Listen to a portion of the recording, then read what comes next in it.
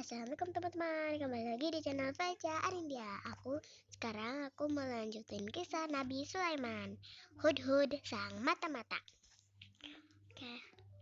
Kemana Hudhud? Kenapa dia belum datang? Tanya Nabi Sulaiman kepada para binatang dan jin yang sudah berkumpul di istananya. Namun tidak seorang pun yang mengetahui di mana keberadaan burung Hudhud. Sungguh, aku akan menghukumnya kalau dia tidak punya alasan yang masuk akal, ucap Nabi Sulaiman karena merasa kesal. Tak berapa lama kemudian muncullah yang ditunggu-tunggu. Burung Hudhud datang dengan napas yang memburu. Maafkan, Nabi Sulaiman, aku pergi tanpa izin, tapi aku membawa kabar yang belum Paduka ketahui, ucap burung Hudhud. Kabar apakah itu? Aku terbang jauh dari negeri ini. Kemudian aku melihat sebuah negeri yang makmur dengan istana yang megah dan dipimpin oleh seorang ratu yang cantik. Tetapi sayangnya mereka masih sesat, menyembah api. Jelas burung Hudhud panjang lebar mengenai penemuannya.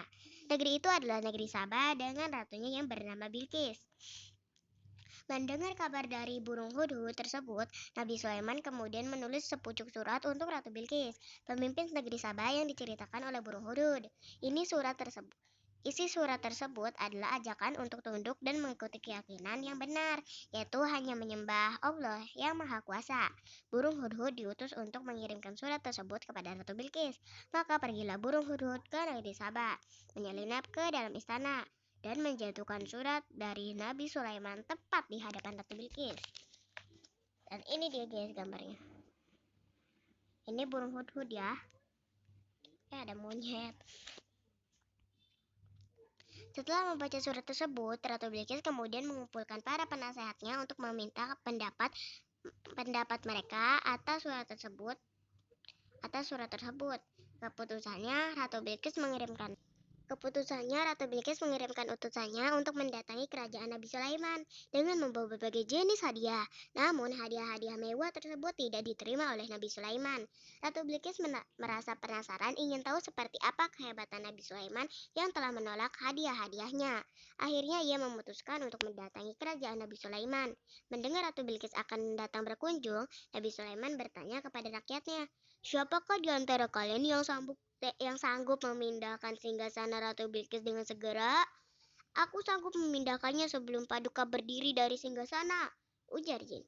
"Aku sanggup memindahkannya sebelum Paduka mengedipkan mata," kata seorang yang soleh dan berilmu tinggi. Ia kemudian berdoa kepada Allah. Dalam hitungan detik, singgasana Ratu Bilqis sudah berada di hadapan Nabi Sulaiman. Tak lama kemudian, rombongan Ratu Bilqis tiba di istana Nabi Sulaiman yang megah. Ia pun merasa heran melihat singgasananya ada di hadapannya. Saat Ratu Bilqis menyusuri lantai istana yang tampak berkilau seperti air, dia pun mengangkat gaunnya karena khawatir basah. Padahal yang diinjaknya tersebut adalah lantai dari kaca yang dibawanya dialiri air.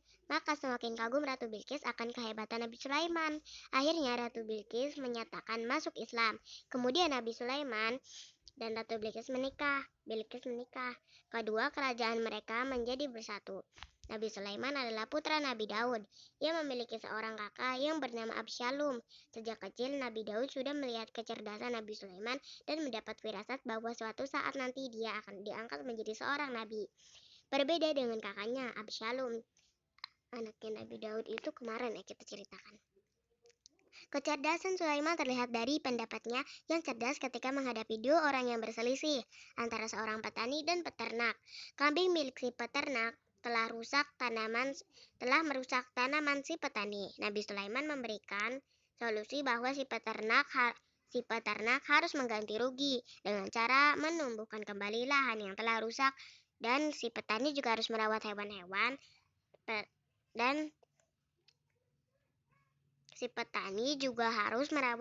hewan ternak milik si peternak ketika si peternak melakukan pekerjaan petani. Ketika memasuki usia yang semakin tua, Nabi Daud mengangkat Nabi Sulaiman sebagai putra mahkota yang akan menggantikan posisinya sebagai raja. Hal ini membuat Absyalum iri. Ia merencanakan pemberontakan yang kemudian berakibat mengungsinya Nabi Daud dan Nabi Sulaiman.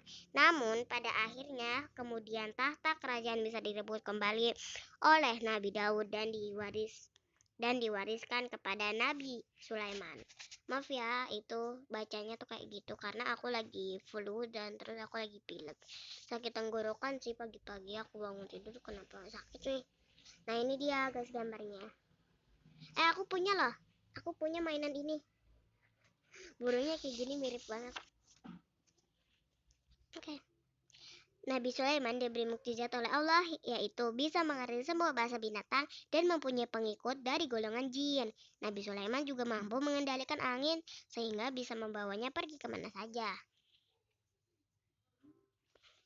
Ya ada ayam. Ini ada buah-buahan juga. Aku malah lebih peduli itu ya. Lebih peduli gambarnya. Oke. Burung hudhud adalah burung yang indah. Burung ini memiliki paruh yang panjang, jambul yang juga panjang, serta bulu sayap yang berwarna belang putih hitam. Burung ini memiliki panjang 25-29 cm dengan lebar berkisar antara 44 sampai 48 cm. Burung ini hidup di benua Eropa, Asia, dan Afrika Utara. Makanan burung hudhud adalah serangga dan cacing. Jadi itulah kisah Nabi Sulaiman. Oke, jadi segitu dulu ya. Dan maaf sekali lagi kalau aku bacanya kayak gitu. Emang aku lagi flu. Jadi emang cuaca itu lagi berubah-ubah. Jadi banyak orang sakit juga. Ini kakakku juga lagi sakit. Aku ketularan keponakan. Dadah. Nanti aku melanjutin part 18. Dah. Wassalamualaikum warahmatullahi wabarakatuh.